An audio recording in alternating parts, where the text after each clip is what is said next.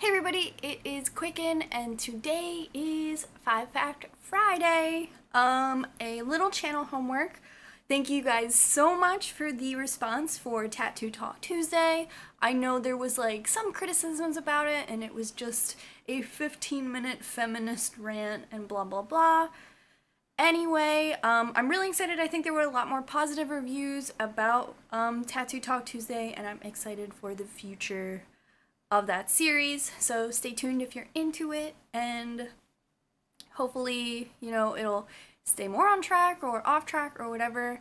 It is not a cut and dry Q&A, like, what's your favorite color to get tattooed in? Red, and scene. There's always gonna be some interpretation and room for discussion, so if you were looking for something that was more black and white, I don't think it's ever going to be that way. I think it's always just going to be an open dialogue for discussion. Tattoos are very interpretive, and so is the culture that surrounds them. So, other than that, I get a lot of questions. When are you going to update your Depop? As soon as possible. I have a ton of clothes, like even right now in my room, just next to me, of things that I'm going to put on my Depop. Like, you remember this shirt? So, it's coming. And I'm gonna offer a new thing on my Depop. Anything with a floral frame is $5, so I'm gonna do a huge upload of that.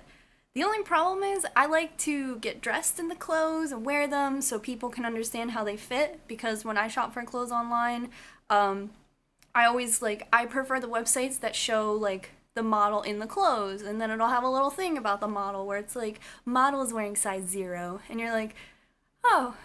But I still like to include that stuff on my Depop as well, and it's so cold outside, I've had a hard time getting in the clothes. Stay tuned for that. I'm really excited about this week's questions. I say it every week, but every week I'm so excited that 5 Fact Friday still exists and is still powerful and still user generated and all those things that are good like that.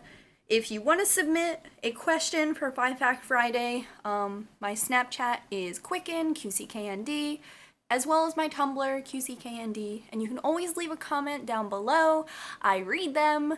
And if you want to submit for Tattoo Talk Tuesday, you can also comment down below. A lot of people are using like hashtag TTT.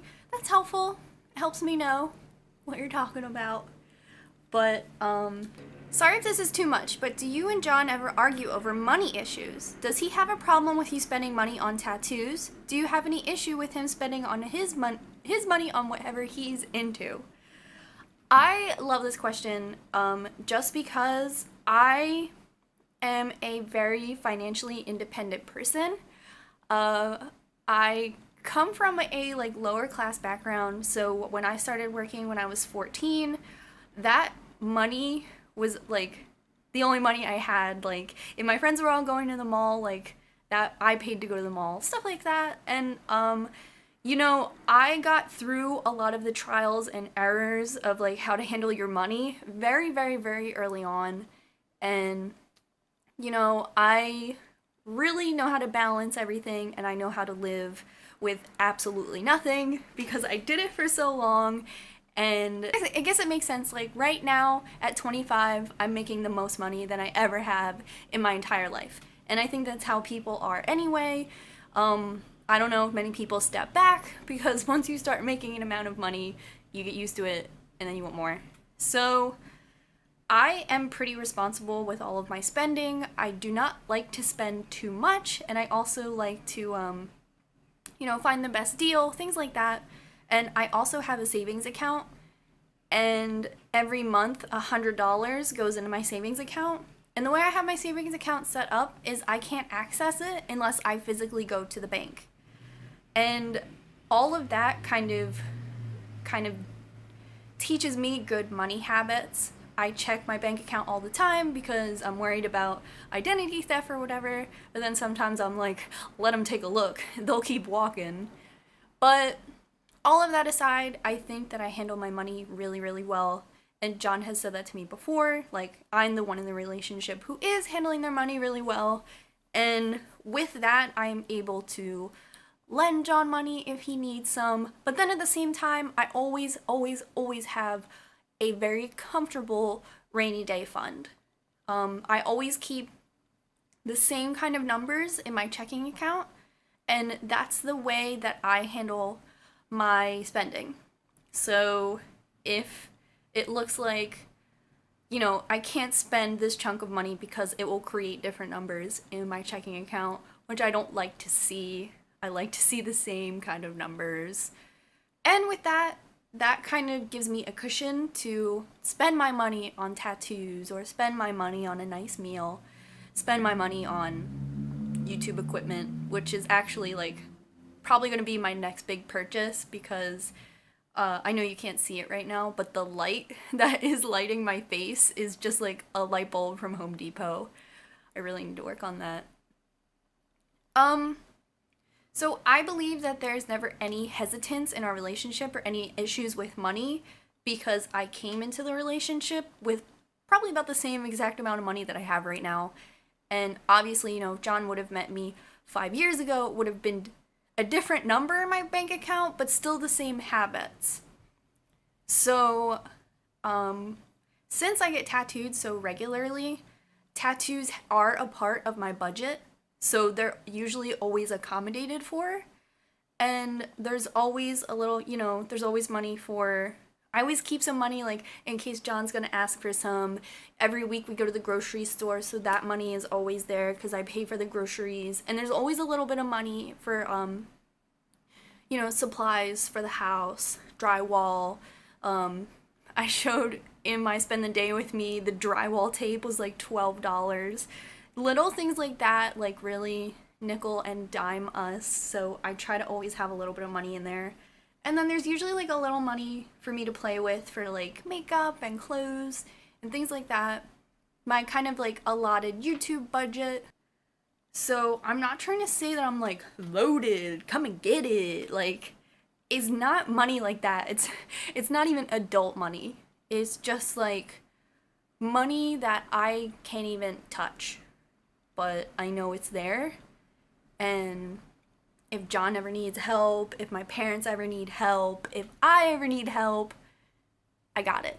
And I think that security adds a little bit of confidence in my spending and in my position in our relationship and me buying tattoos and stuff too. But my tattoos, they're a part of my budget. They're like a card payment. Like, I know that they're coming up and I have the money ready. What is your position on body hair? I think this question is great. And I'm excited to answer it. So I think body hair is super YOLO. Like, I think it's always freak what you feel. And I'm the kind of person who shaves. I do shave, but whenever it's convenient, like, I like to call, like, once a week or like once every 2 weeks, I have like a proper shower, face mask, exfoliate, deep condition, and then I usually shave too. But these are just like little things where I'm like, what else can I do in the shower? It's not just like, I can't go out, guys, I gotta shave. Or, don't look at me, I gotta shave. Like, it's never really like that. It's never really too much of an issue. I think shaving is a preference. And you can shave if you want, you don't have to. I probably shave every 2 weeks, like maybe my legs. Definitely not now. In the winter, I'm not shaving. Except I do shave my tattooed leg and I do shave my tattooed arm. I shave my arm like once a month. I always do that. I mean, it's so easy. I don't even have to bend over to do it, so I'm just doing it. And I shave my armpits whenever they get like too wild, but not because I'm like afraid to, but again, like, I just have to do this. Shaving my legs, like bending over, I'm too old to bend over. So kind of just like when I remember. And I just have like a huge industrial bag of these like once use like disposable razors. So like, my shaving like ritual isn't very celebrated. I don't have like the baby soft shaver. 19 blades for optimal closeness. Like, I just have, it's like, sometimes they're pink, sometimes they're yellow. They're not really, so there's no magic behind it. I've never had like laser hair removal. I've never had waxing. I asked my teacher at school if laser hair removal would remove my tattoos, and she couldn't answer me. So, I don't know how interested I am in it. It doesn't really bother me. My hair grows in dark, but the way it grows on my leg is a strange kind of pattern. Like, if this is my knee, my hair kind of only grows like, and then that's it, just like here. I have experienced bullying for my lack of shaving, and it was strange because I experienced it in my 20s, where I was like, wait, I'm in control of my destiny. And I try to diffuse that behavior when it's on my end. Like, if I'm walking around with a couple of my friends and they're like, barf, do you see that lady over there? Wow. I'm just like, yo, it's hard to bend over and shave. Like, some people aren't inclined, and I like to be on the defense about it, open up a dialogue, maybe change people's perspective. I think that shaving is like so ingrained in us. I think I started doing it when I was like 10. So that means I've been doing it for 15 years, which is kind of crazy. So the short answer is shaving is fine and not shaving is fine too. I do both. Since you are vegan, are you also a cruelty-free vegan with your makeup choices? If so, how difficult is it finding products? If not, why aren't you? I actually get put under, what's the cliche I'm thinking of? I think my product usage does get put under like a microscope sometimes, and there are like a lot of comments I have to end up deleting because they are really strange and abstract and accuse me of things, and that's just a lot for me to handle. John and I have a video where it's just like, John says, you know, I've always tried to do the best I can. And the comments on that video are like, yeah, do the best you can. Like, everyone is so proud of you. Like, good job, John. And then I have a video a little bit later where I agree with him and people are like, fuck you. You hate animals. You would throw a beagle out of a moving car. I'm like, what? Here's my stance on all of this, and I might as well say it now because I think I'm gonna do like a vanity tour, but I don't have a vanity. Like a makeup I have tour. And my power makeup video, I mentioned this stuff too. I have a lot of makeup, and I didn't really get too much into makeup until recently, and a lot of that makeup is like still being used or whatever. So some of the makeup in my collection are from brands that aren't publicly cruelty-free, or I don't really know what their stance is because I didn't look it up before purchasing. However, I don't want to throw any makeup away that either I purchased or it was given to me as a gift, or you know, my mom gave it to me, or I received it for free, like from a friend, or from like your purchase came with a free sample of this. Because, you know, your money goes towards the brand, and that's what benefits the brand. Things like that. People have asked me, like, oh my god, you use Maybelline, you use L'Oreal, like, I hope you go to hell soon. And I'm like, me too, but the thing about L'Oreal is they have made public announcements about, like, why they're not on PETA's website, and why they don't have a Leaping Bunny logo on their products, but their products, you know, aren't tested on animals as of 2013. And I will publicly say I really don't like PETA. I would never be bothered by going on PETA's website. I don't want any of my click revenue to benefit them in any way. So you won't really catch me on their website because it's not a reliable source. A few years ago, PETA came out with this whole thing about L'Oreal with this image of an animal, I think it was like a cat or something, that was just like destroyed, like mauled, and they were like, L'Oreal, I thought you stopped testing on animals. And then it came out that that was a dog or like a cat that had mange and was not tested on animals. And it like came out that it was like from a shelter from Florida, and Florida was like, hey, we don't advocate testing on animals, but you took that picture off our website of a cat or dog with mange.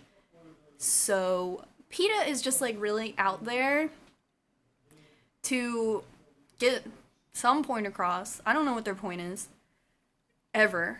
They put up a billboard in my neighborhood that's like so inappropriate that I put it on Snapchat like a few weeks ago, but I don't even want to talk about it because I don't want it to become a dialogue. So, if the information you get about your companies is from PETA, take a second to go on the actual company's website and do a little research. That's where I get most of my information about L'Oreal, who, you know, they don't publicize being cruelty-free, but I can also understand why. Like, I wouldn't want to be affiliated with PETA, and that's how I feel about that. I often look into parent companies. Like, I get comments sometimes that are like, you know, Nix isn't vegan because they were bought by blah blah blah and they're not vegan, so from all the way up here it travels down and they're not vegan. I like to believe in the philosophy that people try their best and great ideas will trickle down and become something better. So I like to put my money somewhere that's like trying. So if Nix is trying to be like an affordable cruelty-free brand, I support that, even if their parent company is somebody else, because they have to, you know, create the footprint and make the brand known in order to become independent. And if I'm sitting at home like, you can't be a company unless you start off vegan and you already have an investor who can pay for everything and the investor is vegan too. I don't believe in that. I don't think it works. I think it's the same reason I drink Silk. Silk is owned by a dairy company, but people, like, brand recognition is so important, and people would not likely even drink soy milk without the work that Silk has done, because Silk is a household name now, and you can think about it and you can see it in the background on like TV shows and sitcoms, and you're like, thanks Silk, you did that for me. And that's kind of how I feel about non-vegan parent companies. Like, I go to an Aveda school, I go there because all of their stuff is tested on people, not tested on animals. Most of their products are vegan in the ingredients, some of their products have honey in it, and they're owned by Qcknd. And I can be worried about things that Qcknd has done, and what am I supposed to do? Like, teach myself at home beauty school because I'm vegan and I only trust me? So my whole thing about parent companies is there's just not much I can do, and there's not much companies can do without the support of whatever I'm trying to say.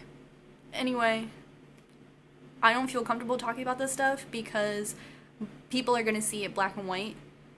I buy cruelty-free products, and you know, I tell my mom to, like, Mom, you can't buy me that anymore. I don't know about all that. And she tries, but I'm not gonna throw away the makeup that she gives me. And you know, it's just for Christmas, just for my birthday. I also have a kit if I ever become a professional anything.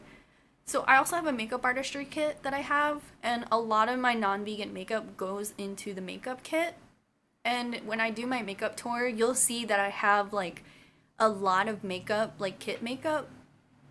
So that's kind of the best I can do. I had to create some sort of system where I'm not being super wasteful, because being wasteful is also upsetting to me too.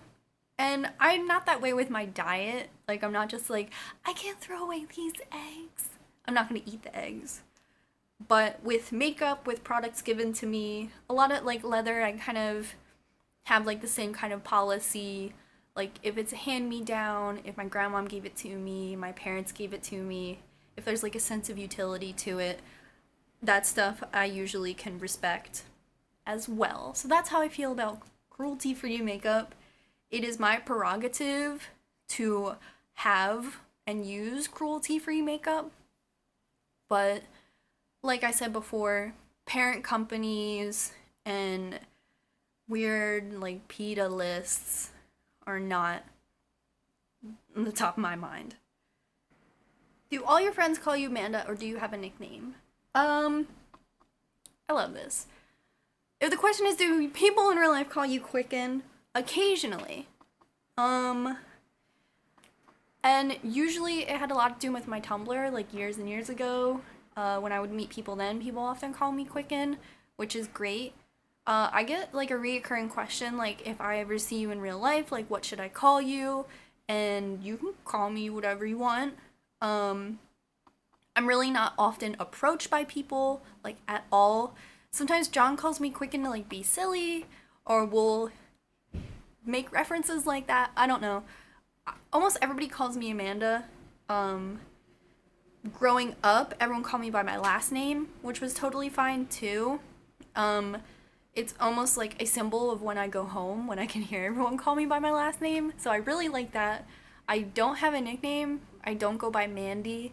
When I lived in Texas, everyone called me Mandy because I was too shy to tell them not to. So I ever call me by a name that's like not Amanda? No. Yeah. Not really. Would you say I have nicknames? No. Aliases? Yeah, but no. Secret identities? I'm Bon Jovi. Yeah, I don't think I have an alias.